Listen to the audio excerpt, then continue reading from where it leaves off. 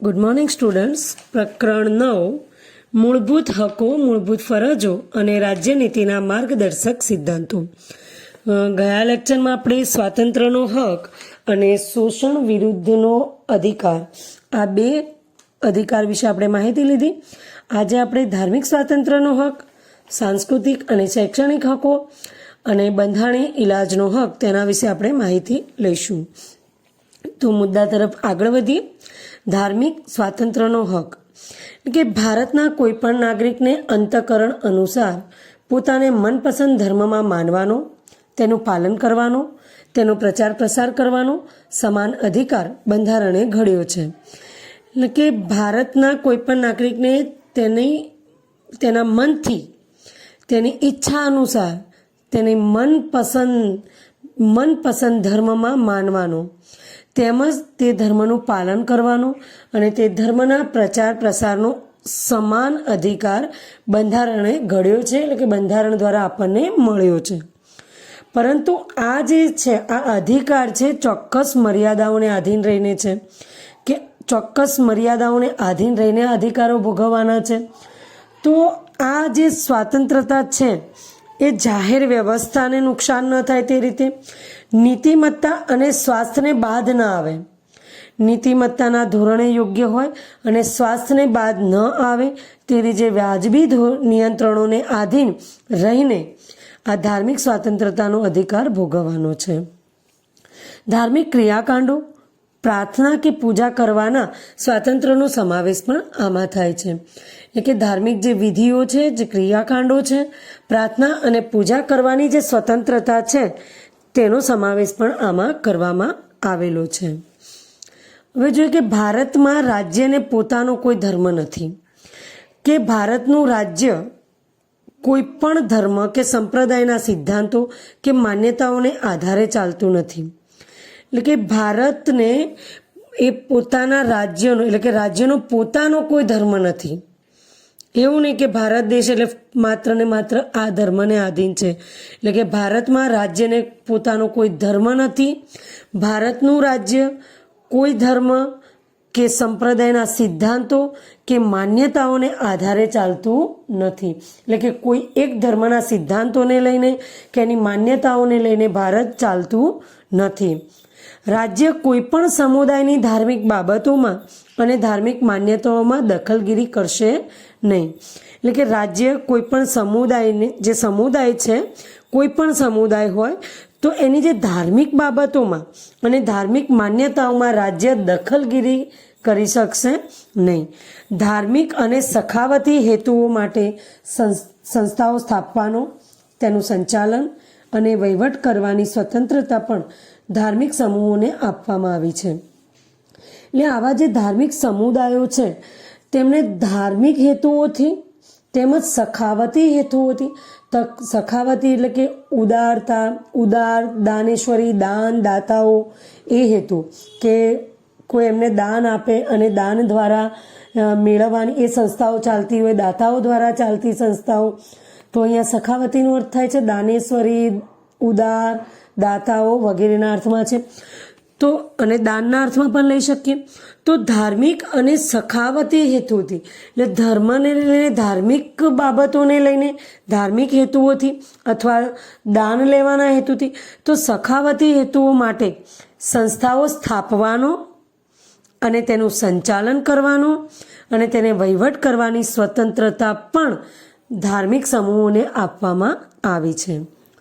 કોઈ પણ રાજ્ય જાહેર કરવેરા દ્વારા ઊભા કરાયેલા જાહેર ફંડનો ઉપયોગ કોઈ ખાસ ધર્મ કે સંપ્રદાયના લાભ કે અભિવૃદ્ધિ માટે કરી શકાય નહીં. એટલે કે કોઈ પણ રાજ્યના જે જાહેર કરવેરા છે, એ જે કરવેરા લેવામાં આવે, એ કરવેરા દ્વારા જે જાહેર ફંડ ભેગો થાય છે, તેનો ઉપયોગ, એ ફંડનો ઉપયોગ કોઈ ખાસ એક ધર્મ કે સંપ્રદાયના લાભ માટે નહીં કે તેની અભિવૃદ્ધિ માટે કરી શકાશે નહીં. એટલે કે જાહેર કરવેરામાંથી જે જાહેર ફંડ મળે છે, એ ફંડનો ઉપયોગ કોઈ એક ધર્મના માટે કે કોઈ એક સંપ્રદાયના લાભ માટે કરી શકાશે નહીં. સરકારી ગ્રાન્ટમાંથી ચાલતી કોઈ પણ શૈક્ષણિક સંસ્થામાં ધાર્મિક શિક્ષણ આપી શકાશે નહીં.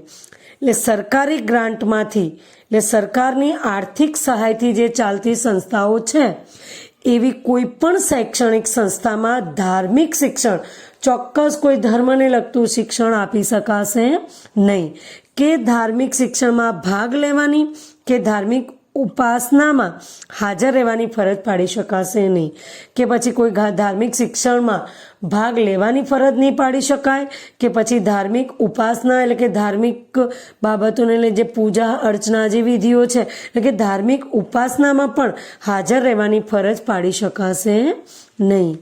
તો અહીં ધાર્મિક સ્વતંત્રતાનો હક જે નાગરિકને બક્ષવામાં આવ્યો છે, જે બંધારણમાં ઘડવામાં આવ્યો છે, જે નાગરિક તરીકે આપણને મળ્યો છે, એ અધિકાર આપણને અમુક ચોક્કસ મર્યાદાઓમાં રહીને આપણે એ અધિકારને ભોગવવાનો છે. સાંસ્કૃતિક અને શૈક્ષણિક હકો. ભારતમાં વિવિધ ધર્મો, વિવિધ ભાષાઓ અને સંસ્કૃતિઓ ધરાવતા લોકો રહે છે. ભારતના પ્રદેશમાં રહેતા લોકોને પોતાની આગવી ભાષા, લિપિ અને સંસ્કૃતિની ઓળખ અને તેને આધારે રચાયેલા વર્ગ સમૂહોને જાળવી રાખવાનો અધિકાર છે. કોઈ પણ શૈક્ષણિક સંસ્થાઓ કે જે રાજ્યની ગ્રાન્ટ પર નિર્ભર હોય તેમાં ધર્મ, જાતિ, જ્ઞાતિ, ભાષા કે તેવા કોઈ પણ કારણસર કોઈ નાગરિકને પ્રવેશ આપવાનો ઇનકાર કરી શકાશે નહીં.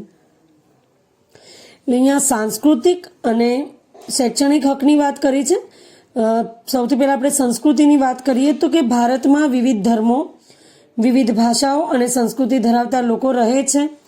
ભારતના પ્રદેશમાં રહેતા જે લોકો છે, જે ભારતમાં રહે છે, વિવિધ પ્રદેશોમાં રહે છે, તે પોતાની ભાષા, લિપિ અને પોતાની જે સંસ્કૃતિની ઓળખ છે અને તેના આધારે જે રચાયેલા વર્ગ સમૂહો છે તેને જાળવી રાખવાનો, એ જે વર્ગ સમૂહોને તેના આધારે જે વર્ગ સમૂહો રચાયેલા છે તેમને આ લિપિ અને સંસ્કૃતિ, આ ભાષાને જાળવી રાખવાનો અધિકાર છે જ.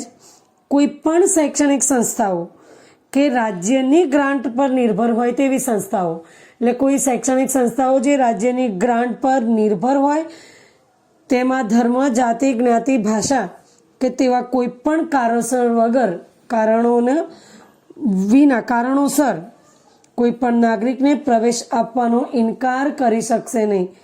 એટલે કે ધર્મ, જાતિ અને જ્ઞાતિ કે ભાષા એવા કોઈ પણ કારણોને લીધે એ કોઈ પણ નાગરિકને પ્રવેશ આપવાનો ઇનકાર કરી શકશે નહીં. જો કોઈ ઉમેદવાર ચૂંટણીમાં ધર્મ, જાતિ કે ભાષાના ધોરણે પોતાને મત આપવાની અપીલ કરે તો તે લોક પ્રતિનિધિત્વ ધારાની કલમ 123(3) હેઠળ ગેરરીતિ ગણાય છે. એટલે ચૂંટણી વખતે જો કોઈ ઉમેદવાર છે એ ધર્મ, જાતિ કે ભાષાના ધોરણે પોતાને મત આપવાની અપીલ કરે, ધર્મના નામ પર કે જાતિના નામ પર કે ભાષાના નામ પર એ પોતાને મત આપવાની જો અપીલ કરે છે તો એ લોક પ્રતિનિધિત્વ ધારાની કલમ 123(3) હેઠળ ગેરરીતિ ગણાય છે. કોઈ પણ રાજ્ય કોઈ પણ કાયદો ઘડીને નાગરિકો કે તેના કોઈ વિભાગ પર, કોઈ સંસ્કૃતિ કે કોઈ ભાષાના પાયા પર રચાયેલી તમામ લઘુમતીઓને તેમની પસંદગીની શૈક્ષણિક સંસ્થાઓની સ્થાપના અને વહીવટ કરવાનો અધિકાર આપશે. એટલે કે કોઈ પણ રાજ્ય કોઈ કાયદો ઘડીને, એક રાજ્યને પણ પોતાના અમુક કાયદાઓ ઘડવાના અધિકાર છે, તો કોઈ પણ રાજ્ય કોઈ કાયદો ઘડીને નાગરિકો કે તેના કોઈ પણ વિભાગ પર, કોઈ સંસ્કૃતિ કે કોઈ ભાષાના પાયા પર રચાયેલી તમામ લઘુમતીઓને તેમની પસંદગીની શૈક્ષણિક સંસ્થાઓની સ્થાપના અને વહીવટનો અધિકાર કરવાનો હક આપે છે. એટલે કે વહીવટ કરવાનો અધિકાર આપે છે. એટલે કે અહીં રાજ્ય એ કોઈ પ્રકારનો કાયદો ઘડી શકે છે કે જેનાથી નાગરિક તેના કોઈ પણ વિભાગ પર પોતાની સંસ્કૃતિ અને ભાષા પર રચાયેલી તમામ જે કોઈ બી લઘુમતી સંસ્થાઓ છે, એ જે લઘુમતીઓ છે એ પોતાની જે શૈક્ષણિક સંસ્થાઓની જે સ્થાપના છે અને વહીવટ કરવાનો અધિકાર એ રાજ્ય તેને આપે છે. રાજ્ય પણ કોઈ ધર્મ, ભાષા પર રચાયેલી લઘુમતીઓને રાજ્ય નિધિમાંથી અપાતી શૈક્ષણિક સહાય અને શૈક્ષણિક શિષ્યવૃત્તિઓ જેવા લાભોમાં માત્ર એ કારણોસર ભેદભાવ કરી શકશે નહીં. એટલે કે રાજ્ય કોઈ પણ ધર્મ કે ભાષા પર રચાયેલી લઘુમતી સંસ્થાઓને, એટલે કે કોઈ પણ લઘુમતી સંસ્થાઓને રાજ્ય નીતિમાંથી જે અપાતી શૈક્ષણિક સહાય છે, જે શૈક્ષણિક સહાય કે પછી શૈક્ષણિક શિષ્યવૃત્તિ જેવા લાભ છે એ માત્ર એ કારણોસર ભેદભાવ નહીં કરી શકે કે તે લઘુમતી છે એમ. તો લઘુમતી સંસ્થાઓને કે ધર્મ અને ભાષાના આધારે તે ભેદભાવ કરી શકશે નહીં. આવી લઘુમતી સંસ્થાઓની મિલકતનું ફરજિયાત સંપાદન કે પોતાના હસ્તક લેવા ઈચ્છે તો રાજ્ય જરૂરી વળતર આપીને જ કરી શકે છે. એટલે કે આવી લઘુમતી જે સંસ્થાઓ છે તેમની જે મિલકત છે એ મિલકતનું ફરજિયાત સંપાદન કે પોતાના હસ્તક લેવા ઈચ્છે છે જો રાજ્ય, તો એ લઘુમતી સંસ્થાને રાજ્ય યોગ્ય વળતર આપીને જ કરી શકે છે. આમ શૈક્ષણિક સંસ્થાઓના સંદર્ભે મહત્વપૂર્ણ જોગવાઈઓ બંધારણમાં કરવામાં આવી છે. એટલે કે આ શૈક્ષણિક હક અને સાંસ્કૃતિક હકમાં આપણે જોયું કે ભારતમાં રહેતા જે લોકો છે એમને પોતાની ભાષા, લિપિ, સંસ્કૃતિની ઓળખ કે એને સાચવવાનો, એને જાળવી રાખવાનો અધિકાર છે. એ વર્ગ સમૂહોને જાળવી રાખવાનો અધિકાર છે પોતાની ભાષા, લિપિ અને સંસ્કૃતિને. પછી વાત કરીએ કે કોઈ પણ શૈક્ષણિક સંસ્થાઓ જે સરકારી ગ્રાન્ટ પર નિર્ભર છે તે ધર્મ, જાતિ, જ્ઞાતિ, ભાષા કે એવા કોઈ પણ કારણોને ધ્યાનમાં લઈને એ નાગરિકને પ્રવેશ આપવાનો ઇનકાર કરી શકશે નહીં. બીજી વાત કરીએ કે ચૂંટણી વખતે ઉમેદવાર ધર્મ કે જાતિ કે ભાષાના ધોરણ પર મત આપવાની જો એ અપીલ કરે છે તો લોક પ્રતિનિધિત્વ ધારાની કલમ 123(3) હેઠળ ગેરરીતિ ગણાય છે. ત્યારબાદ વાત કરીએ કે રાજ્ય કોઈ કાયદો ઘડીને, કોઈ પણ એવો કાયદો ઘડીને નાગરિકે તેના કોઈ પણ વિભાગ પર કોઈ સંસ્કૃતિ કે ભાષાના પાયા પર રચાયેલી જે લઘુમતીઓ છે એની પસંદગીની શૈક્ષણિક સંસ્થાઓની સ્થાપના કરવાની અને તેને વહીવટ કરવાનો અધિકાર રાજ્ય આપે છે.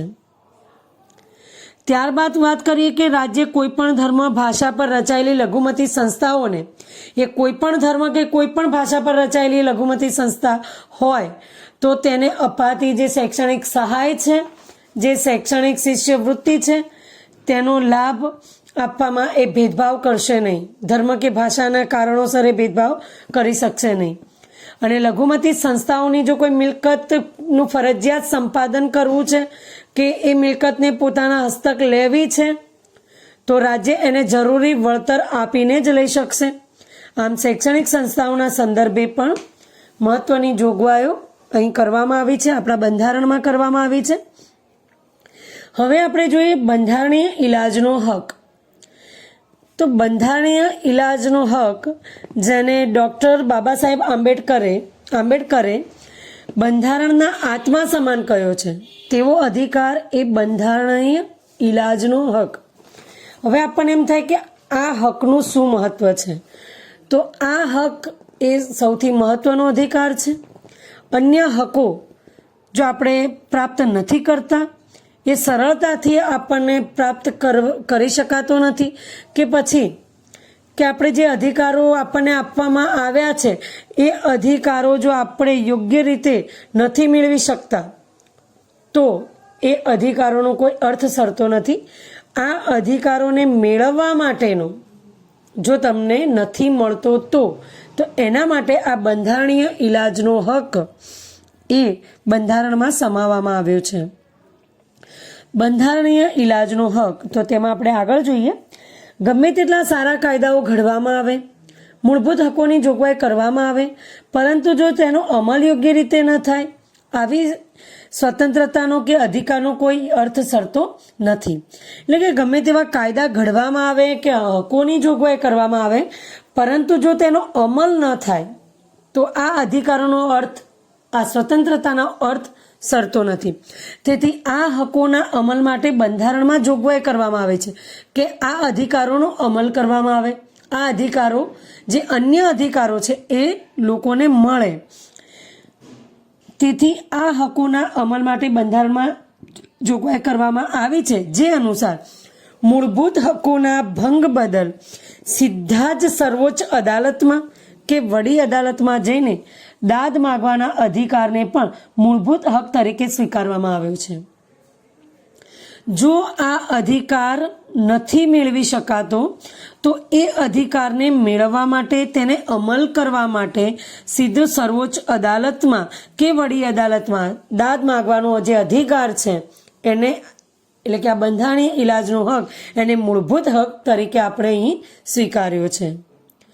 અહીં સર્વોચ્ચ અદાલતમાં જઈને દાદ માગવાનો, એટલે કે ફરિયાદ કરવાનો, અપીલ કરવાનો જે હક છે એ આપણને આ અધિકાર દ્વારા મળે છે. સર્વોચ્ચ અદાલત મૂળભૂત હકોના રક્ષણની અગત્યની ભૂમિકા ભજવે છે. આપણે જાણીએ છીએ કે સર્વોચ્ચ અદાલત જે ન્યાયતંત્ર છે આપણું, એ નાગરિકના હકોના રક્ષણ કરવાનું કામ કરે છે. રક્ષણ કરતા વાલી તરીકેનું કામ એ સર્વોચ્ચ અદાલત, એટલે કે આપણું ન્યાયતંત્ર કરે છે. તો સર્વોચ્ચ અદાલત મૂળભૂત હકોના રક્ષણની અગત્યની ભૂમિકા ભજવે છે, ભૂમિકા બજાવે છે. આ અંગે અદાલત જરૂરી લાગે તે પ્રકારના યોગ્ય આદેશો, સૂચના કે યાજ્ઞાપત્રો, હુકમનામા કાઢવાની વિશાળ સત્તા તેને બંધારણમાં બક્ષવામાં આવી છે, જે અંગે કોઈ વાંધો લઈ શકતું નથી. કારણ કે સર્વોચ્ચ અદાલતનો નિર્ણય આખરી નિર્ણય હોય છે, અને ક્યાંય જો આ અધિકારોનો ભંગ થાય છે તો સર્વોચ્ચ અદાલત કે વડી અદાલતમાં આપણે ફરિયાદ કરી શકાય છે, ન્યાય માગી શકાય છે. અને સર્વોચ્ચ અદાલત દ્વારા જે આદેશો આપવામાં આવે છે, જે સૂચના કે યાજ્ઞાપત્રો કે હુકમનામા કાઢવાની એક વિશાળ સત્તા એ બંધારણમાં સર્વોચ્ચ અદાલતને બક્ષવામાં આવી છે, જે અંગે કોઈ વાંધો લઈ શકતું નથી. મૂળભૂત અધિકારોનો ભંગ થવાની કોઈ પણ રાજ્યની ફરિયાદ કરવામાં આવે તો તેનો યોગ્ય ઉપાય કરવાનું સર્વોચ્ચ અદાલત માટે જરૂરી છે. જો કોઈ જગ્યાએ મૂળભૂત અધિકારોનો ભંગ થવાની એવી કોઈ ફરિયાદ, રાજ્યની ફરિયાદ આવે છે તો સર્વોચ્ચ અદાલત એનો ઉપાય કરવાનું કામ એ સર્વોચ્ચ અદાલત માટે જરૂરી છે. ડૉક્ટર બાબા સાહેબ આંબેડકરે આ હકને બંધારણના આત્મા સમાન હક કહ્યો છે. સંસદ કાયદા દ્વારા આવા હુકમો બહાર પાડવાની સત્તા અન્ય કોઈ અદાલતને સુપરત કરી શકે છે. મૂળભૂત અધિકારોનો ભંગ થતો હોય તે સાથે અસંગત હોય તેવો કાયદો ઘડતા રાજ્ય વિધાનસભાને સર્વોચ્ચ અદાલત અટકાવી શકે છે. આમ આ હક કોઈ પણ નાગરિકને મૂળભૂત હકોના ભંગ બદલ અદાલતમાં જવાનો હક અને એ હકોનું રક્ષણ મેળવવાનો હક આપે છે. એટલે કે ડૉક્ટર બાબા સાહેબ આંબેડકરે આ અધિકારને બંધારણના આત્મા સમાન કહ્યો છે. તો ભાઈ કેવી રીતે? તો સંસદ કાયદા દ્વારા આવા હુકમો બહાર પાડવાની સત્તા ધરાવે છે, અન્ય કોઈ અદાલતોને સુપરત કરી શકે છે. જ્યારે મૂળભૂત અધિકારોનો ભંગ થતો હોય કે નાગરિકને મળવામાં આવેલા મૂળભૂત અધિકારો છે એનો ભંગ થાય છે, તે સાથે અસંગત એવો કાયદો જે બંધારણમાં નાગરિકને મળેલા મૂળભૂત હકોના ભંગ સાથે અસંગત હોય, એટલે કે જેમને હક મળે છે એની સાથે અસંગત એવો કોઈ કાયદો જો રાજ્યની વિધાનસભામાં ઘડાતો હોય તો સર્વોચ્ચ અદાલત તેને અટકાવી પણ શકે છે. એવો કોઈ પણ કાયદો કોઈ ઘડી શકે નહીં કે જે નાગરિકને આપવામાં આવેલા મૂળભૂત અધિકારોનો ભંગ કરતો હોય. આમ આ જે હક છે, બંધારણીય ઇલાજનો હક છે, એ નાગરિકોના મૂળભૂત હકોના ભંગ બદલ અદાલતમાં જવાનો હક ધરાવે છે. કે જો નાગરિકને મળવામાં આવેલા મૂળભૂત અધિકારોનો ભંગ થાય છે તો એ નાગરિકને હક છે, એ નાગરિકને અધિકાર છે કે અદાલતમાં જઈને ન્યાય માગી શકે છે, ફરિયાદ કરી શકે છે. એટલે ટૂંકમાં બંધારણીય ઇલાજનો હક એ હકોના રક્ષણ મેળવવા માટેનો હક છે. તમને નાગરિકને જે અધિકારો આપણને જે મળ્યા છે એના એ હકોનું રક્ષણ કરવા માટેનો હક, એટલે કે બંધારણીય ઇલાજનો હક. આમ બંધારણમાં બક્ષવામાં આવેલ મૂળભૂત હકો ભારતીય નાગરિકો માટે ઉપલબ્ધ કરાયા છે. આ હકો સરકારો, એટલે કે કેન્દ્ર કે રાજ્ય સરકાર કે કેન્દ્ર સરકાર સામે આપવામાં આવ્યા છે. મૂળભૂત હકો બધા સમય માટે બધા નાગરિકો માટે ઉપલબ્ધ છે, પરંતુ કટોકટીના સંજોગોમાં અમુક મૂળભૂત હકો સ્થગિત કરી શકાય છે. કોઈપણ નાગરિકના મૂળભૂત હકો છીનવાઈ જાય તેવા કોઈપણ કાયદાઓ રાજ્ય ઘડી શકતું નથી. એટલે કે કોઈ પણ નાગરિકના મૂળભૂત અધિકારો જો છીનવાઈ જાય એવો અધિકાર કોઈ પણ એવો કાયદો કોઈ પણ રાજ્ય ઘડી શકતું નથી. અને આ જે હકો છે એ કેન્દ્ર અને રાજ્ય સરકારની સામે આપવામાં આવ્યા છે અને મૂળભૂત હકો બધા સમયે બધા નાગરિકો માટે ઉપલબ્ધ છે. પરંતુ જો કટોકટીનો સમય આવે છે, કટોકટીના જો સંજોગો હોય છે, તો એ સમય દરમિયાન અમુક મૂળભૂત હકોને સ્થગિત કરી શકાય છે, એટલે સ્થગિત કરવામાં આવે છે. તો કોઈ પણ નાગરિકના મૂળભૂત હકો છીનવાઈ જાય એવા કાયદાઓ રાજ્ય ઘડી શકતું નથી. માત્ર ને માત્ર કટોકટીના સંજોગોમાં આ અધિકારોને સ્થગિત કરી શકાય છે. તો અહીં બંધારણીય ઇલાજનો હક એ આપણા એટલે કે નાગરિકના મળેલા હકોના રક્ષણ મેળવવા માટેનો હક છે. અને ડૉક્ટર બાબા સાહેબ આંબેડકરે પણ આ હકને બંધારણના આત્મા સમાન હક કહ્યો છે. અહીં આપણે ધાર્મિક સ્વતંત્રનો હક, સાંસ્કૃતિક અને શૈક્ષણિક હક અને બંધારણીય ઇલાજના હક વિશે માહિતી મેળવી છે. આ ત્રણે મુદ્દાઓને સમજીને તૈયાર કરો. નેક્સ્ટ લેક્ચરમાં આપણે મૂળભૂત ફરજો વિશે ચર્ચા કરીશું. હવે મળીશું આપણે તો નેક્સ્ટ લેક્ચરમાં મૂળભૂત ફરજો તેની ચર્ચા સાથે. તો રજા લઈએ. Thank you.